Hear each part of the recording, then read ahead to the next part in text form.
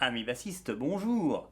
Voici votre petit tuto, le dernier qui manquait, pour que vous puissiez accompagner les guitaristes sur le morceau Proud Mary de Creedence Clearwater.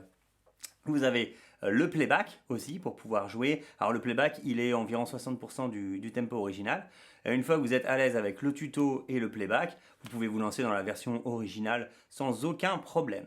Alors, pour l'intro du morceau, au niveau du placement des doigts, je vous invite à aller chercher le Do, la troisième case de la corde de La, avec l'index. Parce que derrière, on aura besoin d'aller chercher le La et le Sol sur la cinquième et la troisième case de la corde de Mi grave avec le petit doigt et avec l'index. En gros, l'intro du morceau Proud Mary, elle va faire ça.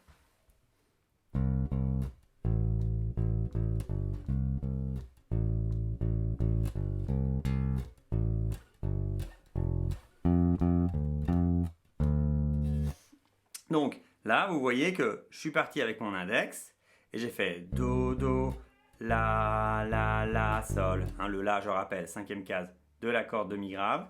Le Sol, troisième case de la corde de Mi grave. Donc je fais Do, Do, La, Sol. Puis je recommence l'opération. Do, Do, La, Sol. Et la troisième fois, je vais descendre après le Sol jusqu'au Fa, le Fa grave, qui se trouve en première case. Profitez-en pour bien retenir le nom de la note qu'il y a sur la case. On en a déjà parlé. Entre toutes les notes, il y a un ton, c'est-à-dire deux cases. Et entre le Mi et le Fa et le Si et le Do, il n'y a qu'une seule case. Mi, Fa, Si, Do, les coupes de notes qui se touchent vous permettent de pouvoir retrouver les notes comme vous voulez. Vous savez que c'est la corde de Mi, donc première case, c'est Fa. Deux cases plus loin, c'est Sol. Deux cases plus loin, c'est La. Donc la troisième fois, on fait Do, Do, La, Sol, Fa. Et là, je vais aller chercher le Fa à l'octave. Le Fa à l'octave, vous le savez, c'est toujours à la basse deux cases de cordes. En fait, ça fait une diagonale, un octave. Donc si on a le Fa en première case ici, deux cases et deux cordes plus loin, donc en troisième case de la corde de Ré, je vais trouver mon Fa à l'octave. Voilà, Fa, Fa. La diagonale et on a l'octave. N'importe quelle note, ça marche. Hein. Donc, après mon Fa grave, je vais chercher le Fa à l'octave. Et là, je vais me replacer pour pouvoir faire le Fa et le Ré qui va se trouver en cinquième case de la corde de La. Si je fais donc à partir de la descente vers le Fa, Do, Do, La, Sol, Fa, Ré, Ré. Hein, je me balade entre le Fa en troisième case de la corde de Ré et le Ré en cinquième case de la corde de La. Je vous rejoue toute l'intro très lentement. Vous pouvez essayer de le faire avec moi. Je vais le jouer plus lent que le playback. Hein, c'est tout l'intérêt de ce tuto pour bien vous montrer la mise en place. Ça fait 3 et 4 et Do, Do, La, Sol, Do, Do, La, Sol, Do, Do. Et là, je descends. La, Sol, Fa, Ré, Ré. Et quand vous avez fait ça, et ben en fait, vous avez fait la partie la plus difficile du morceau. Oui, à la base, ce morceau n'est pas très compliqué. Cette petite intro, elle reviendra un peu plus loin dans le morceau. Ok? Donc pour vous entraîner à faire cette petite intro, vous pouvez aussi aller sur la vidéo où il y a le playback pour la basse. Une fois que vous avez fait cette petite intro, en fait, vous allez accompagner les trois accords du morceau. Donc il y a trois accords dans le morceau. Dans le morceau, il y aura Ré, il y aura La et il y aura Si. Donc il suffit juste de savoir où se trouvent les fondamentales pour la basse.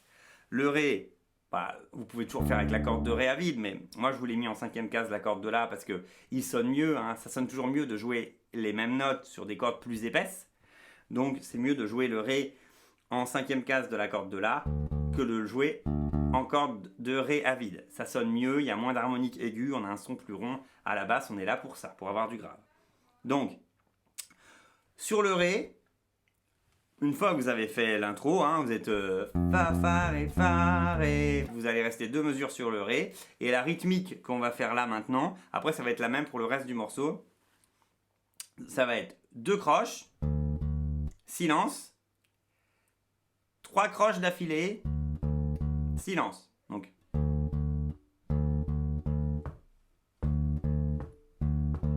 Et cette rythmique-là, et bien ça va être la même pour tout le morceau. Quand vous allez être sur le La, ça va être pareil. Voilà. Et quand vous allez être sur le Si, ça va être pareil. Le Si en 7e case de la corde de Mi grave. Voilà. Hein, et le La en 5e case, mais on l'a vu tout à l'heure. Donc, vous finissez l'intro avec 2 mesures en restant sur le Ré. Et après, vous allez avoir 8 mesures. Oui, vous avez bien entendu, 8 mesures en restant sur le Ré. Donc, le piège, ce n'est pas la difficulté technique. Le piège, c'est de s'endormir sur ces 8 mesures. Donc, si on le fait ensemble, je vais faire la petite intro et puis je vais jouer le Ré et je vais faire 8 mesures avant de passer sur le La. Vous allez voir, je vais faire le chant en même temps, comme ça vous allez bien repérer comment ça se danse. Donc, doucement à partir du début. 3, 4 et Do, La, La, Sol, Do, La, Sol, Do, La, Sol, Fa, Ré, Fa, Ré. Donc là, je fais 2 mesures de Do. Et là, le chant va commencer. Left a good job in the city, worried about the man every night and day. Oh, I never lost 1 minute of sleep and worried about the thing and the might have been. Et là, on passe au La. Big wheel keep on turning, Brown Mary keep on fighting. Et là on reprend sur le Ré. Rolling, rolling, rolling on the river, etc. Voilà. Une fois que vous avez fait ça, en fait, vous avez vu tout le morceau, parce qu'après, il y aura retour de l'intro, enfin un petit peu plus loin. Voilà, et l'accompagnement du couplet ou l'accompagnement du solo, c'est exactement la même chose. Voilà, donc avec cette petite vidéo, plus le playback, plus la version originale, vous avez tout pour que à la rentrée, quand on va se revoir, vous me fassiez un super accompagnement sur ce morceau mythique du groupe Creedence Clearwater Revival. Allez, ciao, et n'oubliez pas de rebosser tous les autres morceaux aussi, bien évidemment.